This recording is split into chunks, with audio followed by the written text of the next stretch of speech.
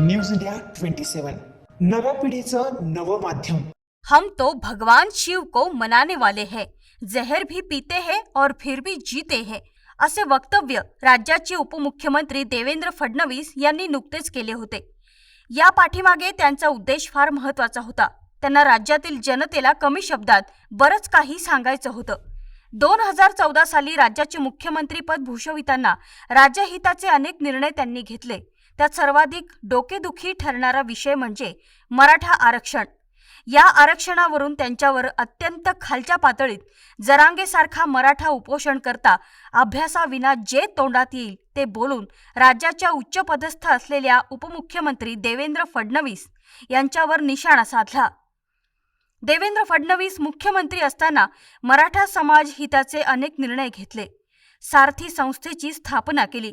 सारथीच्या माध्यमातून मराठा तरुणांना स्पर्धा परीक्षा, व्यावसायिक कर्ज अशा अनेक योजना अंतर्गत मराठा समाजाचा सर्वांगीण विकास साधला।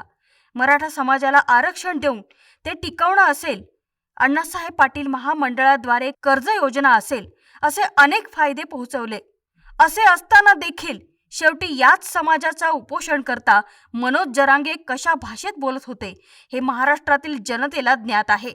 ते वेगळं सांगायची गरज नाही। 2022 मध्ये पक्षाच्या आदेशानुसार उपमुख्यमंत्री पदावर रुजू होऊन राज्यहिताचे कार्य केले।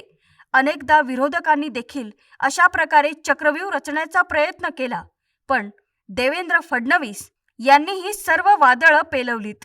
राज्याचे मुख्यमंत्री व उपमुख्यमंत्री पदाची शपथ घेताना देखील स्वच्छ निर्मळपणे त्यांनी माझी कामे निष्ठापूर्वक व शुद्ध बुद्धीने पार पाडेन असे आश्वासन राज्यातील जनतेला दिलं व त्याला ते जागले देखील। हम तो भगवान शिव को मानने वाले हैं, इसलिए जहर भी पीते हैं और फिर भी जीते हैं।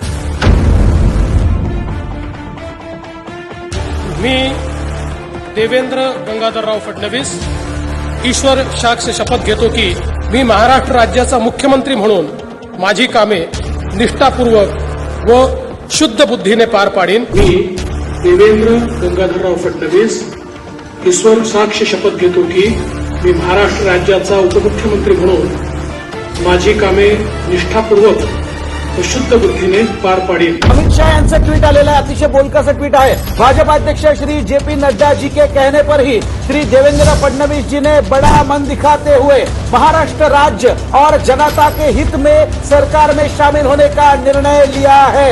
यह निर्णय महाराष्ट्र के प्रति उनकी सच्ची निष्ठा व सेवाभाव का परिचायक है।